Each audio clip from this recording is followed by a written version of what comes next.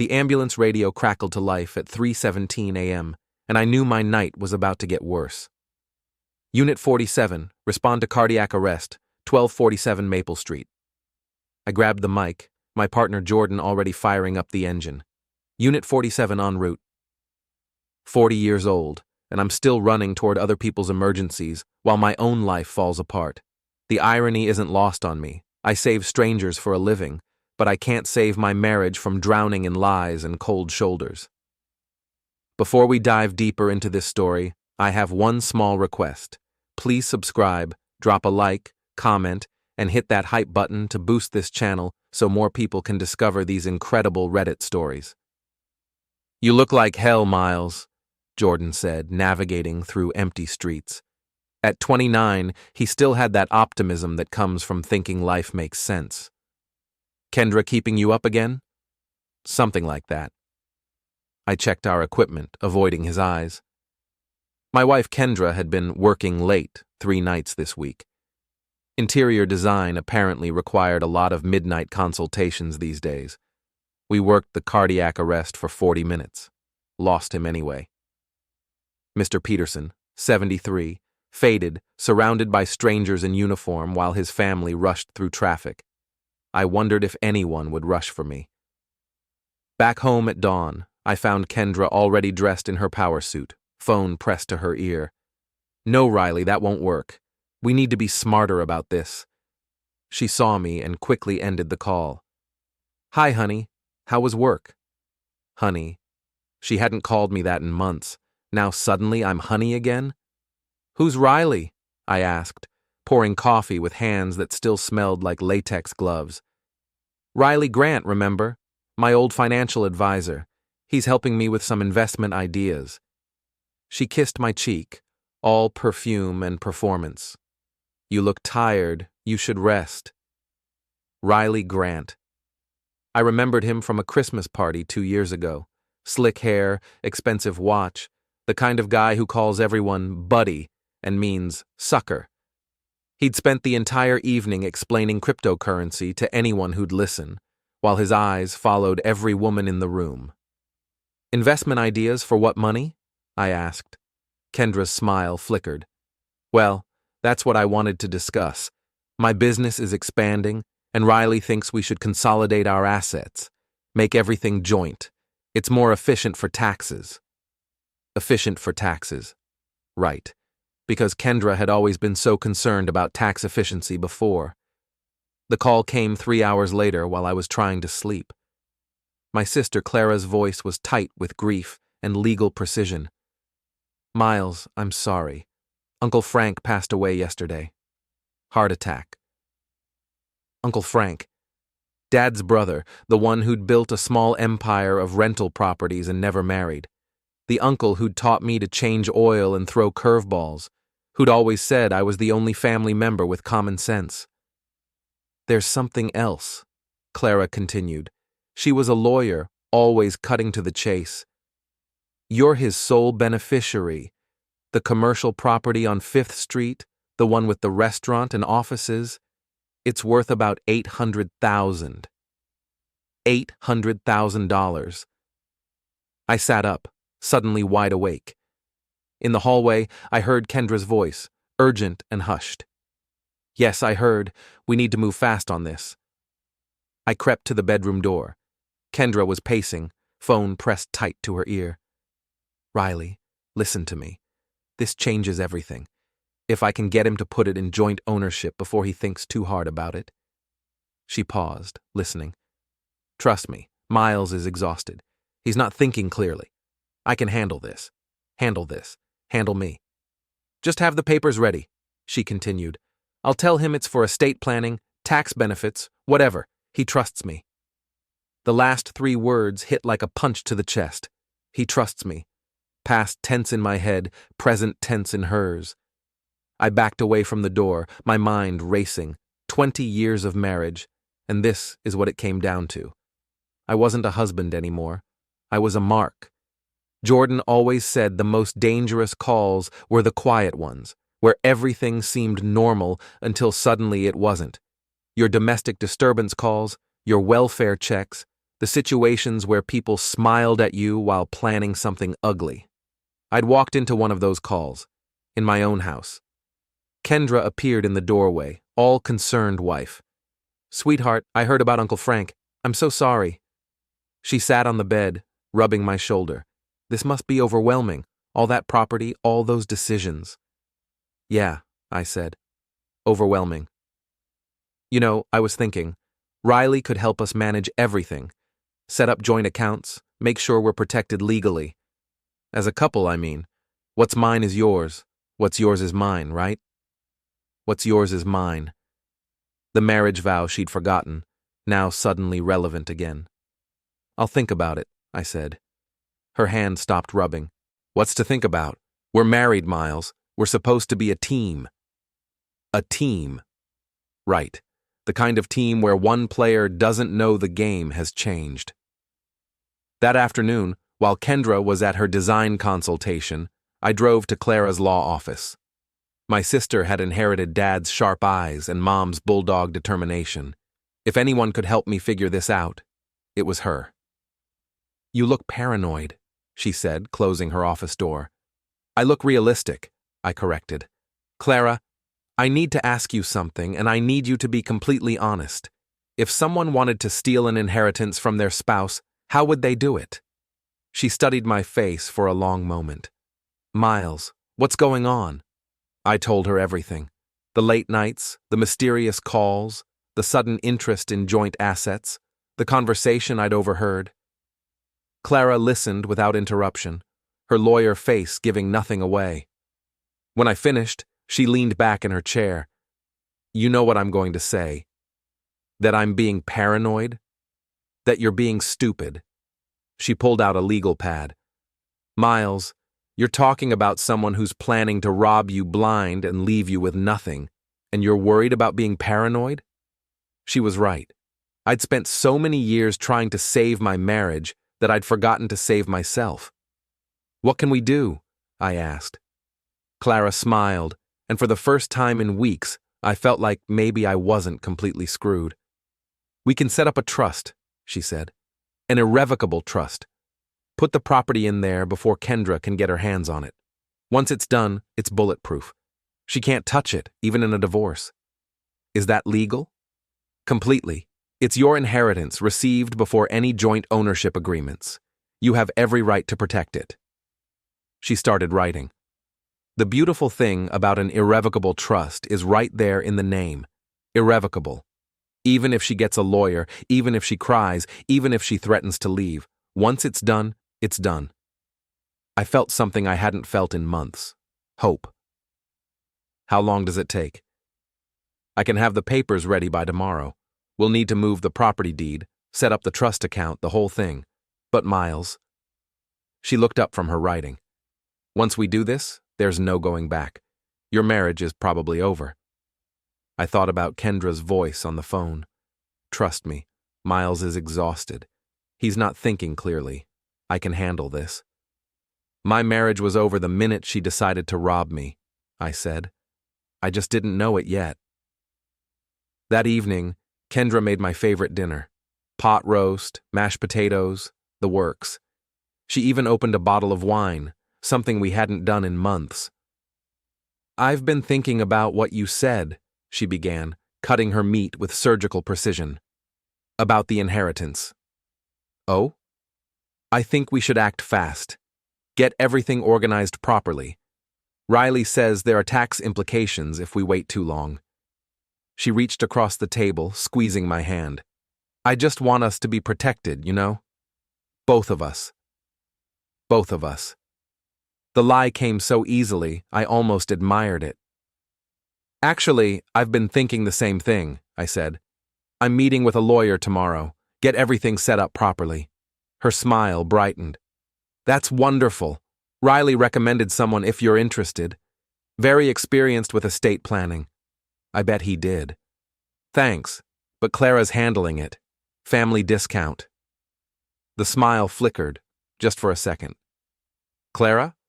Miles, she's a criminal lawyer. This is estate planning. We need someone specialized." "Clara knows estate law," I said. "Besides, I trust her." Trust. The word hung in the air between us like a challenge. Of course, Kendra said finally. I just want what's best for us. Us. Another word that didn't mean what it used to. I went to bed that night listening to Kendra whisper into her phone in the bathroom. I couldn't make out the words, but the tone was clear, urgent, frustrated, planning. Tomorrow, Clara would file the trust. Tomorrow, I'd find out what my wife was really made of. Tomorrow, the game would begin. The trust papers were beautiful in their simplicity. Clara had outdone herself. 12 pages of legal language that basically said, Kendra gets nothing, ever, under any circumstances, so help me God. It's bulletproof, Clara explained, sliding the documents across her desk. The Frank Rennick Memorial Trust, with you as the sole beneficiary. The property transfers immediately, and there's no legal mechanism for anyone else to access it. I signed my name with a pen that felt heavier than it should have. 20 years of marriage ended with a signature. What happens when she finds out? She'll get a lawyer. The lawyer will read these documents, bill her $3,000, and tell her she's screwed. Clara gathered the papers. Miles, are you sure about this? I thought about Kendra's phone call. Trust me, he's not thinking clearly. I can handle this, I'm sure. That afternoon, I stopped by the bank and made some adjustments. Our joint checking account suddenly became 2 separate accounts. Our joint savings became my savings. I left her enough to cover her car payment and credit cards, but the bulk of our shared money followed the property into legal protection. Kendra was waiting when I got home, sitting at the kitchen table with a stack of papers and a smile that didn't reach her eyes. Hi, honey. How did the meeting with Clara go? Fine. Everything's taken care of. Wonderful. She spread the papers across the table like a dealer shuffling cards. I have some documents here that Riley prepared. Just some basic joint ownership forms, power of attorney paperwork, standard stuff for married couples. Standard stuff. Right. I glanced at the papers. They were anything but standard. Joint ownership with right of survivorship, financial power of attorney, even a document that would give her access to any trusts or estates I might inherit. This seems like a lot of paperwork, I said. It's just being thorough. Riley says married couples should have complete financial transparency. She handed me a pen. Sign here, here, and here. Complete financial transparency.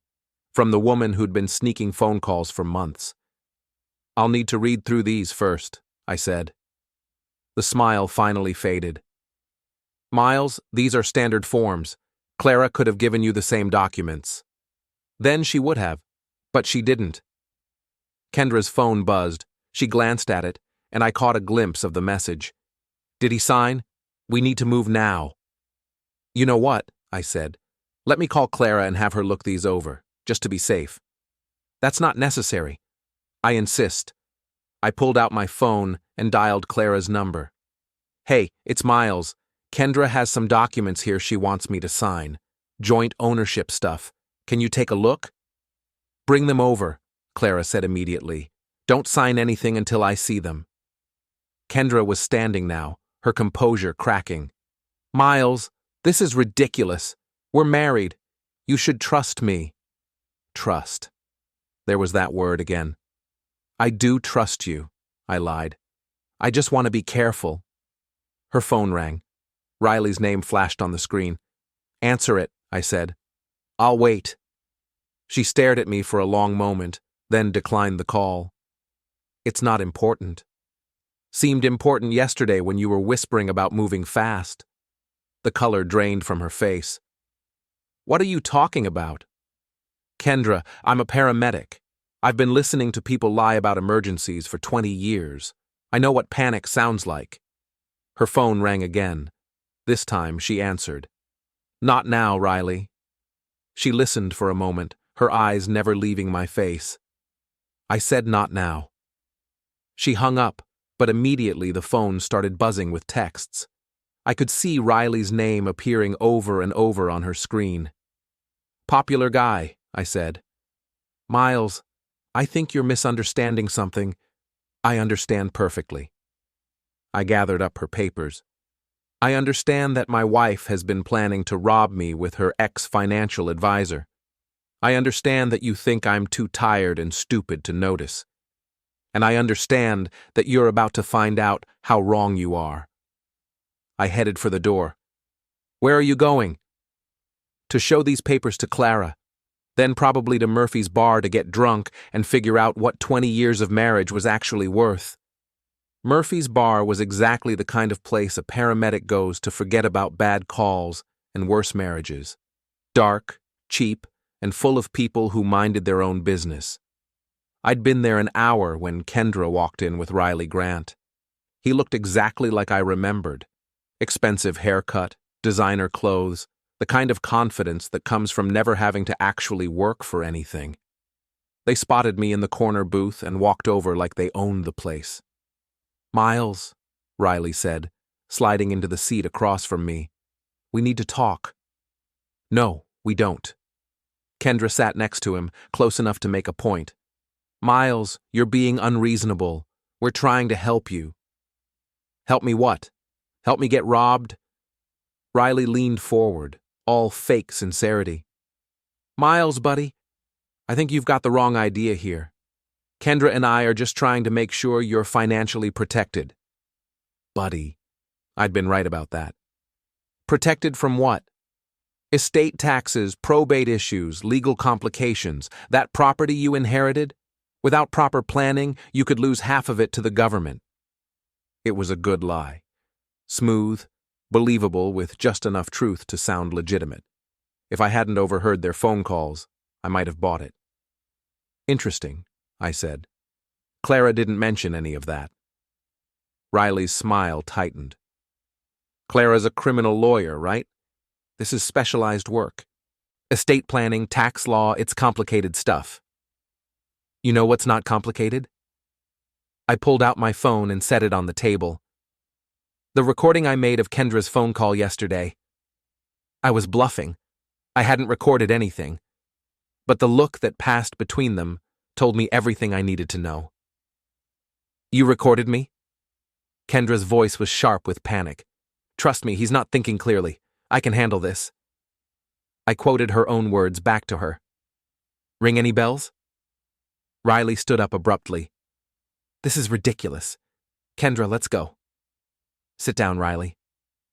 My voice carried the authority I used at accident scenes, when people needed to listen or someone might fade. "We're not done talking."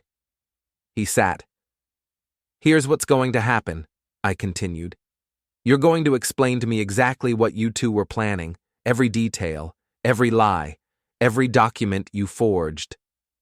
"We didn't forge anything," Kendra started. "The power of attorney papers were fake," I said. Another bluff, but their faces confirmed it. Clara spotted it immediately. "Apparently you used the wrong legal language for Ohio estate law." Riley's confidence was evaporating. "Look, Miles, maybe we got a little ahead of ourselves." "A little ahead of yourselves?" I laughed, but there was no humor in it. "You were planning to steal my inheritance and leave me with nothing. That's not getting ahead of yourselves. That's conspiracy to commit fraud." The word fraud hit them like a physical blow. Riley went pale and Kendra started crying, real tears this time, not the performance tears she'd been using for weeks. "Miles, please," she whispered. "It wasn't supposed to be like this." "What was it supposed to be like?" She looked at Riley, who nodded reluctantly. "We needed the money," she said. "Riley's firm is under investigation. He owes people, dangerous people. When we heard about your inheritance, you saw an opportunity. We saw a solution, for both of us. I was going to leave you anyway, Miles. We haven't been happy for years." The honesty was almost refreshing. Almost.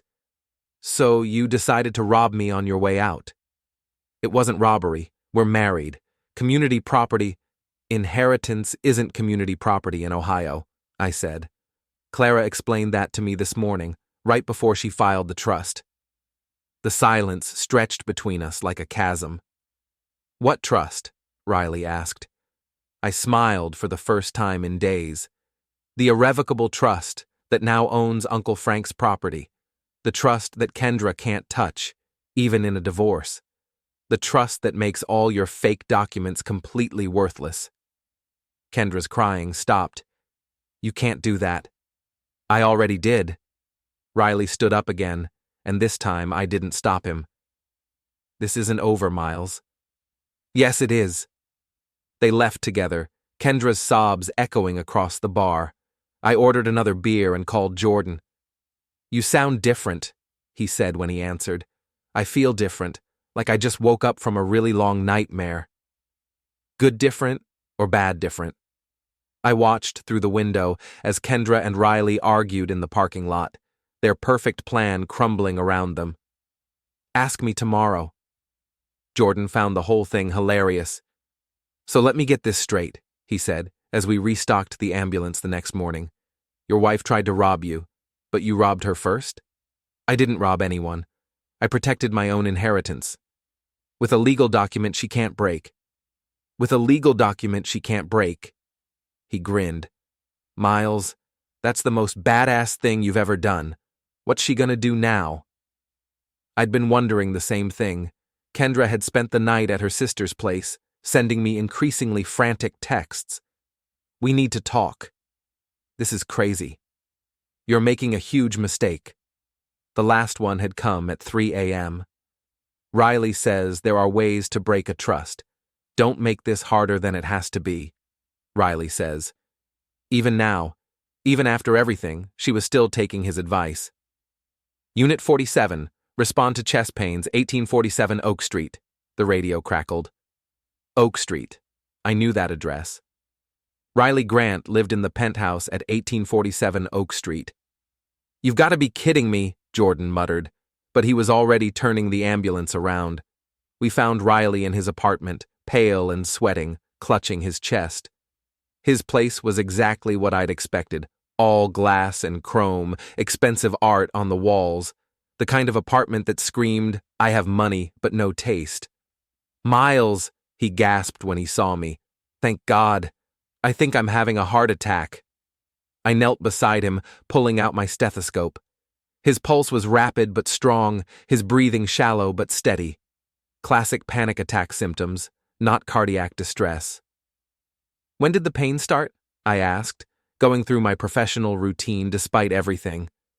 "About an hour ago. Right after—" He stopped, realizing what he was about to say. "Right after what?" "Right after I talked to my lawyer about the trust." Jordan was setting up the EKG machine, trying not to smile. "And what did your lawyer say?" Riley's face crumpled. "He said it's bulletproof. There's no way to break it.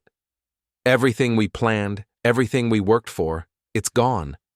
"That must be stressful," I said, attaching the EKG leads to his chest. "Stressful? Miles, you don't understand. I owe people money. Serious people. I was counting on that property to pay them back." "Sounds like a personal problem." The EKG showed what I already knew. No heart attack, just good old-fashioned panic. But I let the machine run while Riley continued talking. "Kendra's devastated. She really thought we could work something out with you. She never wanted to hurt you. She just wanted to rob me. She wanted to be free. From the marriage, from the financial stress. We both did." I looked around his apartment, the 70-inch TV, the imported furniture, the view of the city skyline. "Yeah, you both look really financially stressed." Riley followed my gaze. "This is all borrowed money, Miles. Credit cards, loans, advances from clients. I've been living on promises for 2 years. And now the promises are coming due. The people I owe aren't the kind who accept payment plans." I almost felt sorry for him. Almost. "Your heart's fine," I said, removing the EKG leads. "Classic panic attack. You should see your regular doctor about anxiety medication." "That's it? You're just going to leave me like this?" "What did you expect? Alone?" Jordan was already packing up our equipment, As we headed for the door, Riley called after us. Miles, wait. Maybe we can work something out. A partnership, an investment opportunity. I know people, I have connections. Riley, I said without turning around, the only connection you have is to my wife. And after today, you won't even have that. We left him there, pale and sweating in his glass tower, probably calling Kendra to report that their last hope had just walked out the door. That was cold, Jordan said as we loaded the ambulance. That was professional. I treated his medical emergency. Everything else is personal. My phone buzzed with a text from Clara. Can you meet me at Murphy's tonight? I have news. Murphy's was busier than usual for a Wednesday night. Clara had claimed our corner booth and was nursing a beer when I arrived.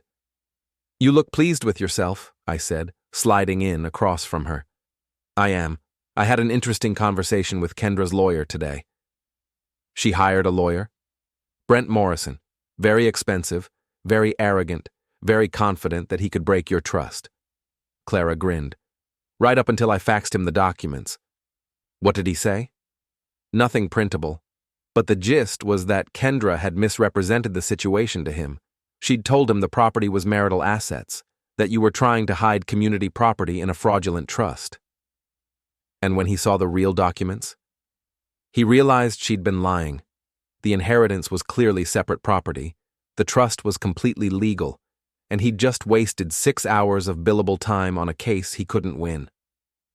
Clara took a long drink of her beer. He dropped her as a client this afternoon. I felt something loosen in my chest. So, it's over? The legal part is over. Kendra can't touch the trust, she can't claim the property, and no lawyer in town will take her case once word gets around. Clara leaned forward. But Miles, the personal part is just getting started. She's not going to just walk away from $800,000. What can she do? I don't know, but desperate people do stupid things. And from what you've told me, Kendra and Riley are getting pretty desperate. As if summoned by her words, my phone rang. Kendra's name flashed on the screen. Answer it, Clara said. Let's see what stupid looks like. I put the phone on speaker. Miles, we need to talk. Kendra's voice was tight with controlled hysteria. We talked yesterday. You tried to rob me. I stopped you. End of conversation. It's not that simple. There are things you don't understand. Like what? Like the fact that Riley owes money to some very dangerous people. Like the fact that they think I'm good for it because I'm married to you. Like the fact that they're not going to just accept, sorry, the money's in a trust. A chill ran down my spine. What are you saying?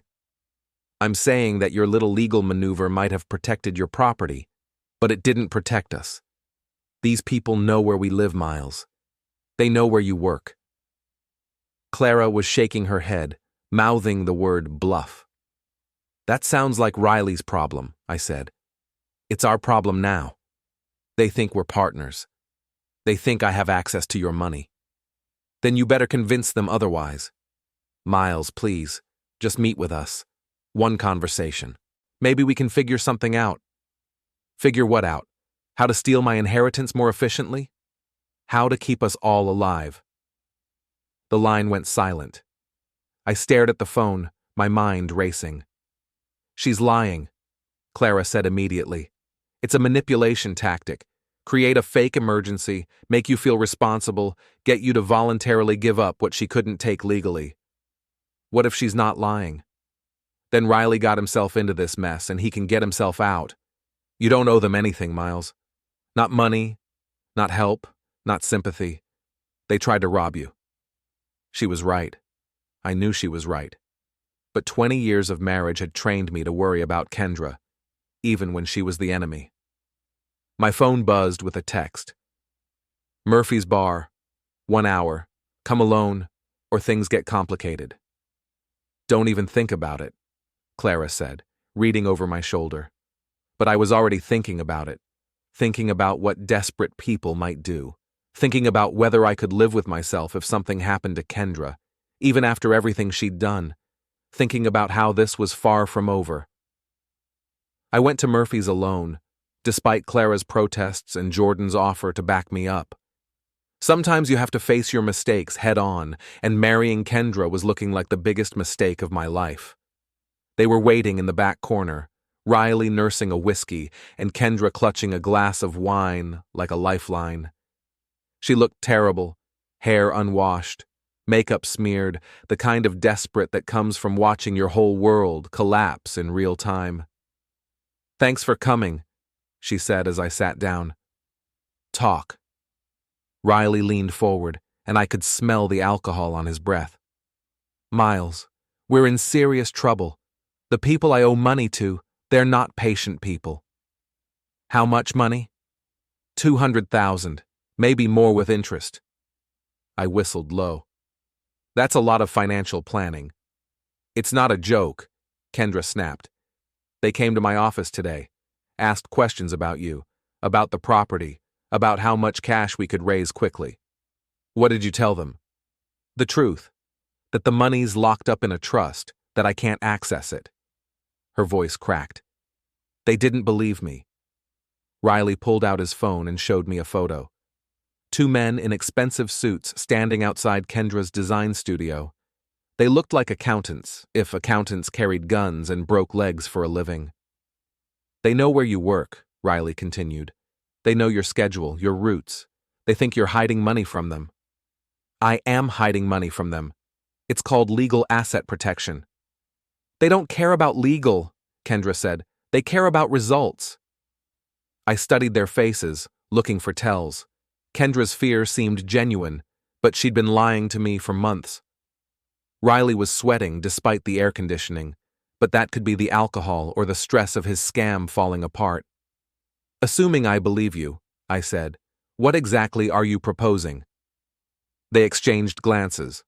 Riley nodded, and Kendra took a shaky breath. "A loan," she said. "Against the property. Just enough to pay off Riley's debts. We'll pay it back with interest." "How? Riley's broke and you're about to be unemployed." "I have clients. Contracts. You had clients. Word gets around fast in this town. How many people want to hire an interior designer who tried to defraud her husband?" The truth hit her like a slap. Her face crumpled, and for a moment I saw the woman I'd married 20 years ago, before ambition and greed had eaten away at her soul. "Miles, please. I know we screwed up. I know you hate us. But we're talking about people who hurt people for a living." "Then maybe Riley should have thought about that before he borrowed money from them." "Maybe," Riley said quietly. "But it's too late for maybe. They want their money in 72 hours, or they start collecting in other ways." "Other ways?" "Hospital visits, accidents at work, problems for people we care about." The threat was subtle but clear. I felt anger rising in my chest, the same anger that had carried me through 20 years of saving ungrateful people who'd put themselves in danger through their own stupidity. "Are you threatening me?" "We're warning you," Kendra said quickly. "These people don't distinguish between Riley and the people in his life. If they think you have money, then you better convince them I don't." I stood to leave, but Riley grabbed my arm. "Miles, wait. There's something else." He looked around the bar, then leaned closer. "They know about your sister, about Clara." The anger turned to ice in my veins. "What about Clara? Her address, her office, her routine." Riley's voice was barely a whisper. "They asked specifically about her, about whether she might have access to the trust." I sat back down, my mind racing. Clara had nothing to do with this mess, except for helping me protect myself from it. If these people hurt her because of my problems. "You see?" Kendra said, reading my face. "This isn't just about us anymore. It's about everyone we care about. How do I know you're not lying? How do I know this isn't just another scam?" Riley pulled out his phone again, scrolling through messages. "Here, read these." The texts were brief and professional, but the meaning was clear. "Payment due Friday. No extensions. Discuss alternatives with Mr. Grant's associates." The last message was a photo of Clara leaving her law office, taken from across the street. "Snake," I whispered. "Now do you understand?" Kendra asked. "This isn't about the money anymore. It's about keeping people safe." I stared at the photo of Clara, my mind spinning through options. I could call the police, but what would I tell them? That my wife's boyfriend owed money to people who might be dangerous? That they'd taken a photo of my sister? No crime had been committed yet. I could warn Clara, tell her to be careful, maybe take a vacation. But these people seemed to know everything about our lives. How long before they found her again? Or I could give them what they wanted. $200,000 was a lot of money, but the trust was worth 4 times that. I could afford it, technically. "If I do this," I said slowly, "what guarantee do I have that it ends here?" "You have our word," Riley said. I laughed, bitter and sharp. "Your word?" "Riley, you tried to steal from me 3 days ago. Kendra, you've been lying to me for months. Your word isn't worth the breath it takes to say it." "Then what do you want?" Kendra asked. "I want proof that these people exist. I want to meet with them directly. And I want both of you out of my life permanently. Miles, those are my terms. Take them or leave them." They huddled together, whispering urgently. Finally, Riley nodded. "Okay, tomorrow night. There's a warehouse on Industrial Boulevard. They'll meet with you there. Both of you will be there too." "That's not—" "Those are my terms," I repeated. "All of us together, everything out in the open. If I'm paying your debts, I want to make sure they're really paid." Kendra looked like she wanted to argue, but Riley put a hand on her arm. "Fine. Tomorrow night, 8 o'clock. I left them there and drove home to my empty house, my mind already working on a plan.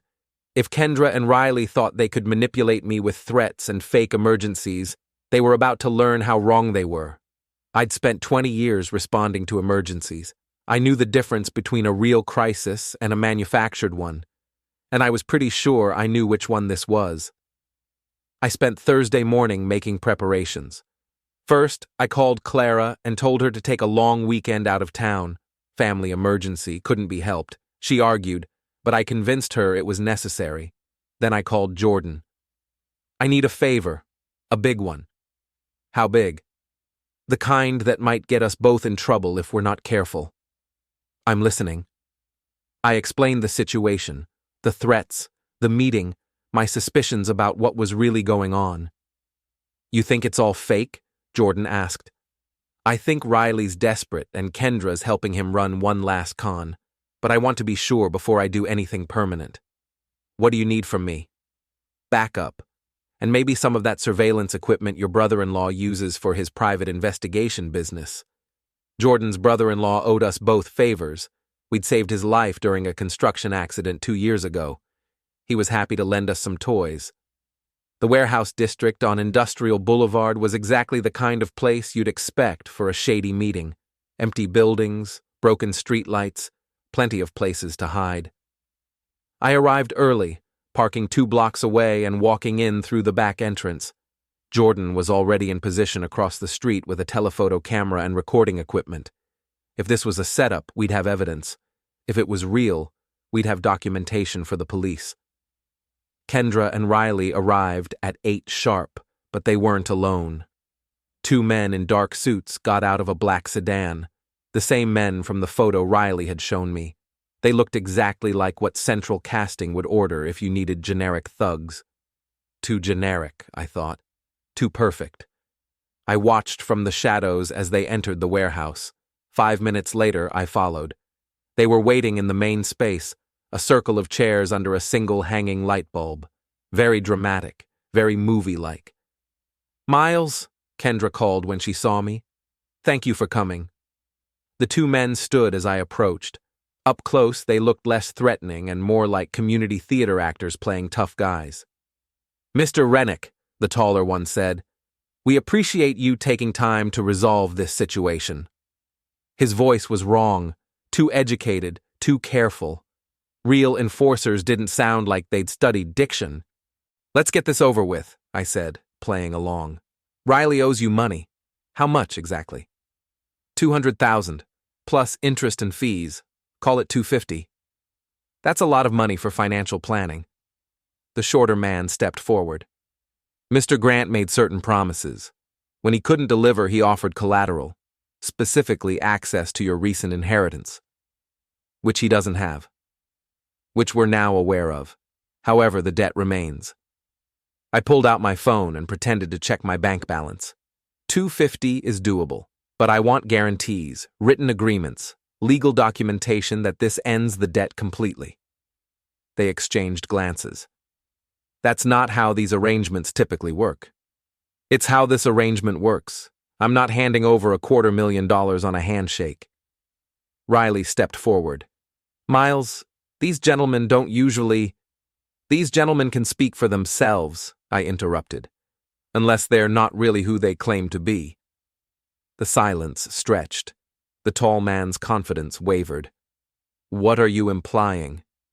I'm implying that real loan sharks don't drive rental cars. I'd noticed the Enterprise sticker on their sedan. I'm implying that real enforcers don't wear suits from Men's Warehouse, and I'm implying that this whole thing is a setup. Kendra's face went white. Miles, what are you talking about? I'm talking about the fact that you and Riley hired these actors to scare me into giving you money voluntarily, since you couldn't steal it legally. The shorter man started to protest, but I cut him off. What's your name? That's not your real name, not your tough guy character name. He looked at Riley helplessly. We were told this was for a film project. A film project? Independent movie. They needed authentic-looking intimidation scenes. The whole charade collapsed like a house of cards. Riley slumped in his chair, and Kendra started crying again. Real tears this time. The tears of someone whose last desperate plan had just exploded in her face. Get out, I told the actors. Both of you. This isn't a film project, and you don't want to be here when the real police arrive. They fled, leaving me alone with my wife and her partner in stupidity. Miles, Kendra started. Shut up. I pulled out my phone and called Jordan. You get all that? Every word. High-definition video, crystal-clear audio. These two are done. I hung up and looked at Kendra and Riley. They looked smaller now, diminished by their failed deception. Here's what's going to happen, I said. You're both going to disappear from my life, permanently. Kendra, you're going to file for divorce and ask for nothing. Riley, you're going to find another city to fail in. And both of you are going to pray I never see you again. The money, Riley started. What money? The money you tried to steal? The money you just tried to extort? That money belongs to me, and it's staying with me. Riley really does owe people money, Kendra said desperately. Maybe not these people, but others. Credit cards, loans. Then Riley should get a job. McDonald's is hiring. I started walking toward the exit, then stopped and turned back. 20 years, I said to Kendra. 20 years I thought I was married to someone decent, someone honest, someone who loved me enough not to rob me blind. I shook my head. I guess the joke's on me. Miles, wait. But I was already walking away, out of the warehouse, out of their lives, out of the biggest mistake I'd ever made.